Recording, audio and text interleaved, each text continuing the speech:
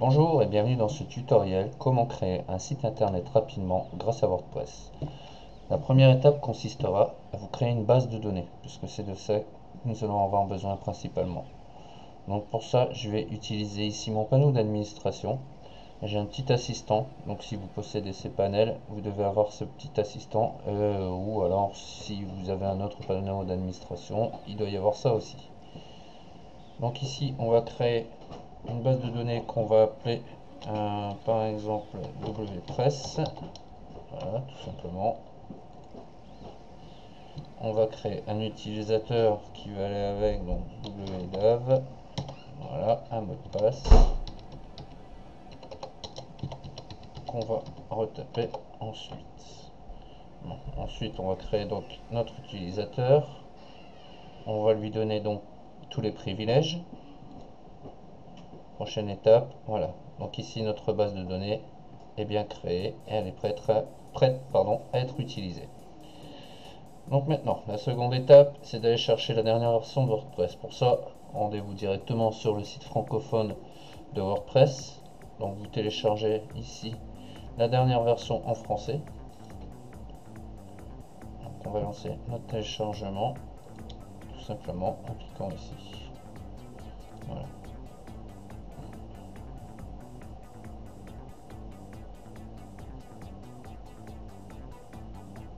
Voilà, donc notre téléchargement est maintenant terminé. On va aller récupérer notre archive.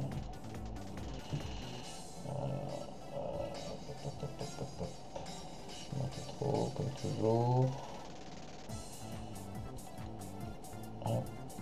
Et ici, WordPress. Ici, voilà. C'est le deuxième, donc on va l'extraire. Voilà, ok. Donc ça prend quelques petites secondes, on va dire une petite dizaine de secondes.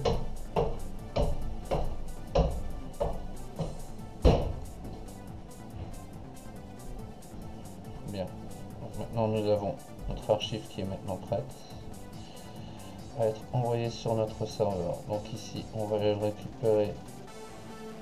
Voilà, donc ça c'est mon archive.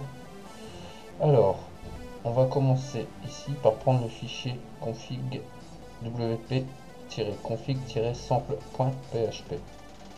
On va le renommer immédiatement en lui enlevant le "sample". On l'appelle tout simplement wp-config. Bien, maintenant que nous avons donc récupéré et renommé notre fichier wp-config-sample.php en wp-config.php, nous allons l'éditer. Donc pour ça, on lance notre éditeur, ici en l'occurrence Dreamweaver.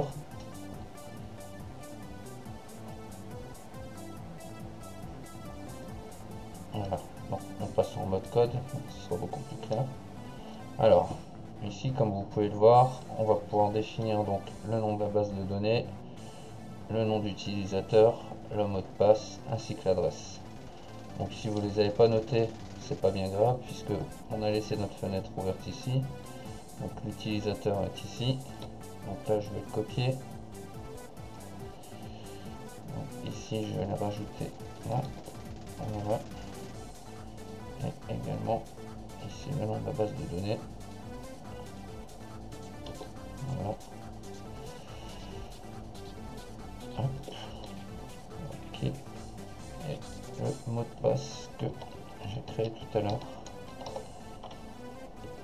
Je vais enregistrer tout simplement ici le fichier. Voilà. Il n'y a rien d'autre à faire. Maintenant je referme mon éditeur. Donc toujours sur mon panneau ici d'administration. Donc là ce que je vais faire, vous n'êtes pas obligé de le faire, hein, c'est simplement pour vous montrer. C'est-à-dire que je vais créer un sous-domaine. Voilà. Donc je vais installer ce nouveau bloc test. Alors, je vais l'appeler WordPress tout simplement. Voilà, hop. On crée une liste de destinataires pour WordPress. Voilà, donc j'ai bien un domaine wordpress.navidcreation.fr qui vient d'être créé. Donc pour ça, maintenant, ce que je vais faire, c'est que ça, je vais me mettre sur retour. Je vais lancer FileZilla. Voilà, tout simplement. Donc j'ai toujours mon dossier qui est là, donc impeccable. Donc je vais aller me connecter sur mon serveur. Alors, voilà. Alors là, voilà. Donc ici, je vois bien mon sous-domaine WordPress, donc qui pour le moment est vide. Donc je vais prendre mon archive. Et je vais tout envoyer sauf la licence, bien entendu. Oups.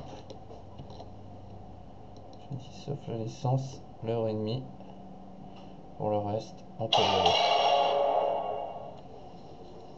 Alors, pourquoi je n'envoie pas la licence une README? Parce que je n'ai pas envie de simplement de montrer quelques informations que ce soit sur la version de mon WordPress. C'est juste une histoire de sécurité. De toute façon, vous verrez bien par la suite, il y aura un tutoriel qui sera fait sur la façon dont il faut procéder pour sécuriser votre site WordPress.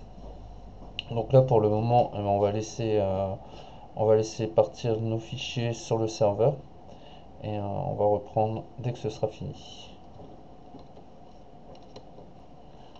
Bien, maintenant tout notre contenu est maintenant sur le serveur. On va simplement se diriger vers le sous-domaine qu'on a créé auparavant pour pouvoir l'envoyer. Donc c'est-à-dire ici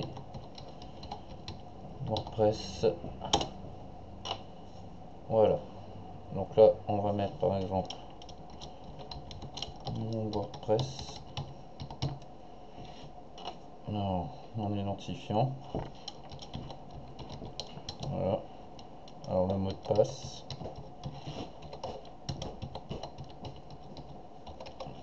Qu'on répète 2 fois. Une adresse de messagerie.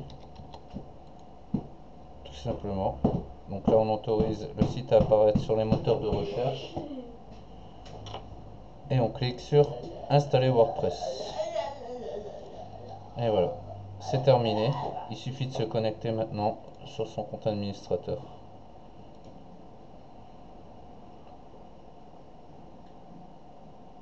Voilà, donc ici, je peux regarder mon site. Il fonctionne déjà parfaitement. Voilà, donc ça nous a pris en tout 5 minutes et on a un site qui fonctionne tout à fait correctement.